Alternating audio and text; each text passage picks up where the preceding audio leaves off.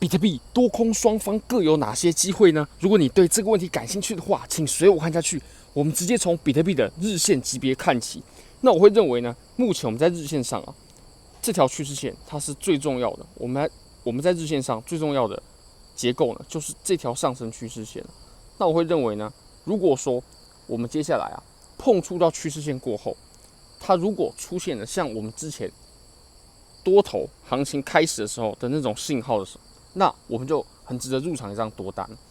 这种信号是指什么信号呢？像比如说，我们第一次不算了，因为第一次它就是缩阳之后开启上涨。不过我们后面的2次呢，我们基本上都是碰到之后呢，我们就突然一根大阳线，而且这根大阳线啊，它是非常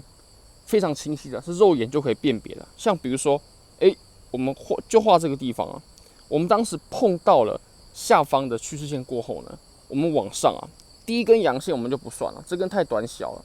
这根它就是大概2%而已。不过我们后面这根呢，它一根就有7.5%的这种涨幅啊，而且7.5%还不包括影线哦，我是只有算实体部分，开盘价跟收盘价，它就是有7.75%的涨幅，这是非常夸张的，这个绝对可以被辨认出来。还有，你可以看到我们在后面，当时我们触碰到下方的趋势线的时候呢，我们发生了什么样的行为？我们一样看一下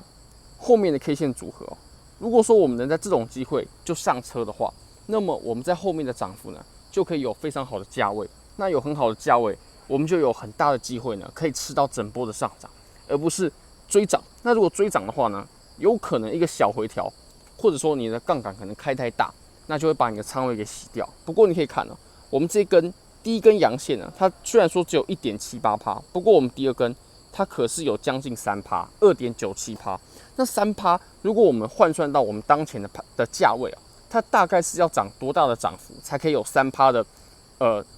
比例呢？上涨比例大概要上涨将近$1000左右，大概$800-900。那其实$800-900对于当前的盘面啊，它也是绝对肉眼可以辨别出来的这种上涨，它不会是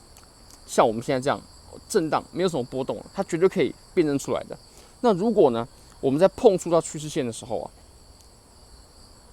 我们来模拟一下，如果我们碰触到趋势线的时候呢，我们又出现了像之前一样的行情的话，出现了像之前一样的信号，像之前一样的 K 线，那我会认为这就是非常好的左侧入场的时机点。那其实这样的入场呢，如果是我的话，我也只会下一个底仓，也就是仓位不会下满。那等到我们之后又突破了比较关键的这种水平的阻力的时候呢，那我才会再把仓位给加满。那我会认为这是多头啊。如果说它接下来出现好的入场机会的话，这会是非常重要的信号。不过现在呢，如果我们把盘面切到比较小级别，对于多头真的非常不利。那我期望的就是它碰到趋势线过后呢，可以有一些作为啊。当然，如果说碰到趋势线过后，它还是一样非常弱势的话，那我们基本上就可以断定后面它就是顶多就是继续走这种很衰竭的上涨，然后最后跌破。那如果说从这里直接跌破的话，我认为以当前的盘面来说，这个几率是不大的，好，那我们再把级别呢再切小到4小时，跳出来了，我们切到4小时，切到4小时过后啊，我们可以发现当前的盘面呢，对于多头啊，就真的非常不利，当前在4小时的盘面，绝对是空头占尽了所有的优势。怎么说呢？我们在之前的震荡的这个区间呢，我们大家可以区隔一下。其实我们在震荡区间呢，基本上在前面的行情呢，我们都不用担心跌破或者说突破，不用太担心的，因为它很均衡。不过呢，我们震荡到后期的时候啊，你可以看一下，我们在跌破之前走的这段行情，它是价格啊极其的贴近下方的支撑，而且连续的触摸。那在这种很弱势的表现之下，需求被耗竭的情况之下呢，我们随后我们就跌破了。不过呢，我们跌破，我们也没有引起一波趋势的下跌啊，至少它不是趋势下跌的起点，并没有的。我们后续呢又接了一段震荡，这种是最磨人的，就是震荡一个箱体过后呢，下破一点点，又继续震荡，这种真的很磨人哦。好，我们来看一下这个箱体，那这个箱体呢，它非常显而易见的，我们原本的支撑跌破回来上不去变阻力嘛。不过呢，我们下方的这个支撑啊，你可以发现，我们在前期震荡的时候呢，它一样都走得很均匀，所以我们不用担心它跌破。那我们到后面的时候呢，你可以发现哦，我们在最近的行情，它已经完全的贴着我们下方的支撑，完全趴着，然后在运行了，不像之前它还是在整个箱体比较均匀的震荡，这其实是不一样的。那其实我们在此处它所走的情况呢，跟前面在这里走的基本上就很像，也就是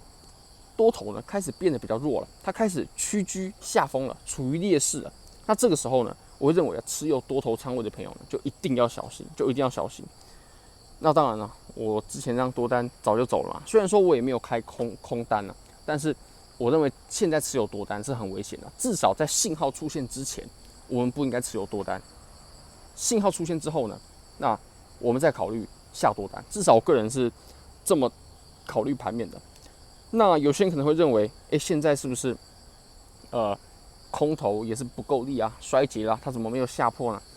其实我们在这个地方它震荡非常窄幅，它是由于假日的原因，我们在假日基本上都没有震荡，基本上都没有震荡。那假日的话，如果说开仓，然后它都在震荡的话，其实就以期货的角度来说，这个也是亏本的，因为有资金费率啊，有手续费啊，那何不等待真正信号出现的时候，我们再去下仓位？我相信这才是比较明智的选择。好，我们再看一下以太坊吧。以太坊的话呢，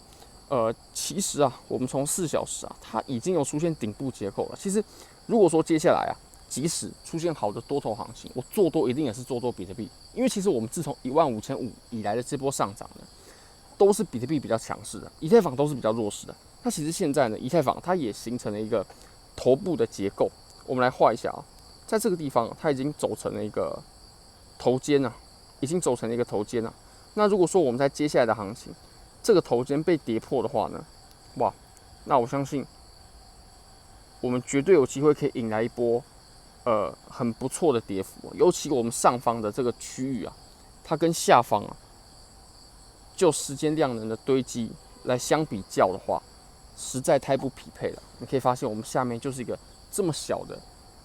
累积，那上面呢，哇，这个区间可大了，那肯定是上方它所走出来的这个方向呢是比较可靠的。所以其实现在呢，盘面非常危险了，那多头还没有出现信号。好，那非常欢迎各位可以加入科币托战队 WSOT 科币托战队。现在呢，你只要加入科币托战队，我每一天都会抽出3位朋友放在留言区，那这3位朋友呢就可以获得30 USDT 的转账。像昨天呢，有3位朋友嘛，那我们就不一一展示了。你只要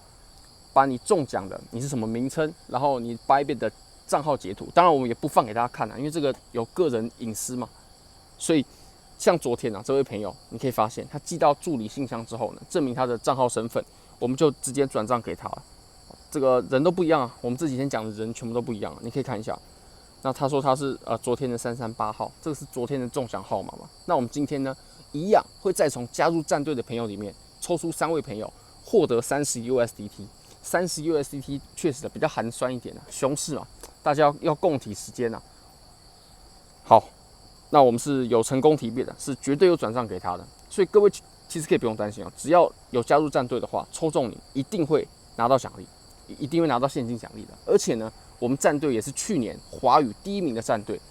目前呢也是全球人数第9多的战队。那根据比赛规则，人数越多的战队越有机会获得名次，所以现在想瓜分奖金，你只要在华语战区，你想要瓜分奖金，你想要获得名次，最好的方式就是加入科币托战队。非常欢迎各位可以加入科币托战队，非常感谢各位。